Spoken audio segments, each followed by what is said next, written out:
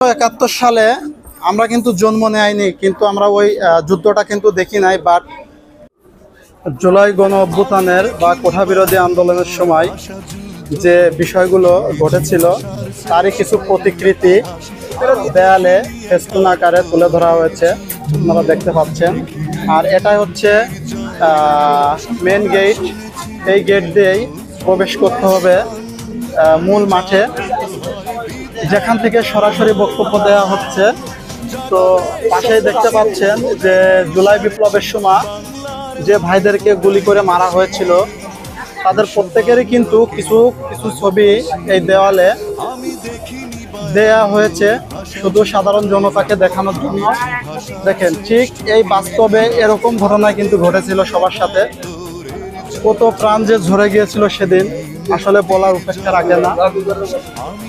ঠিক এই মানুষগুলোই একসময় বেঁচে ছিল আমাদের মাঝে, কিন্তু তাদেরকে মেরে দেওয়া হয়েছে। দেখেন কি অমানবিক অত্যাচার চালানো হচ্ছে। ছবিগুলো দেখলেই বোঝা যায় যে কতটা নিষ্ঠুর আচরণ তাদের সাথে করা হয়েছিল। এখনো অনেকেই কিন্তু এই বিষয়গুলো ভুলতে পারেনি। আসলে এটা ভোলার মতো না। বাংলাদেশ যেটা দেখেছে 1971 সালে আমরা কিন্তু জন্ম নেয়নি, কিন্তু আমরা ওই যুদ্ধটা কিন্তু দেখি নাই। বাট এই স্বৈরাচার বা ফ্যাসিস্ট তাড়ানোর সময় যে যুদ্ধটা আমরা দেখেছি আসলে সেটা দেখার মতো ছিল। কিন্তু কষ্টের বিষয়, যারা লড়াই করেছে তারা কিন্তু আর বেঁচে নাই আমাদের মাঝে। এটাই আমাদের সব থেকে বড় দুঃখের বিষয়। আমাদের এই যে শহীদ মীর মুগ্ধ ভাই, যে কিনা স্বৈরাচার পতনের সময় সবাইকে পানি পান করিয়েছিল এবং সবাইকে বলেছিল যে পানি লাগবে পানি।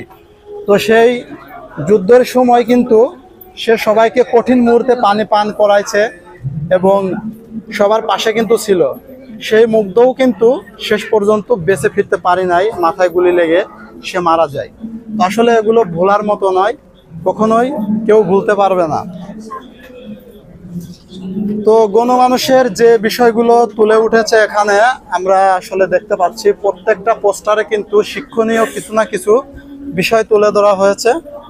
সেই বিষয়গুলো আমরা দেখে সত্যি অভিভূত হয়েছি।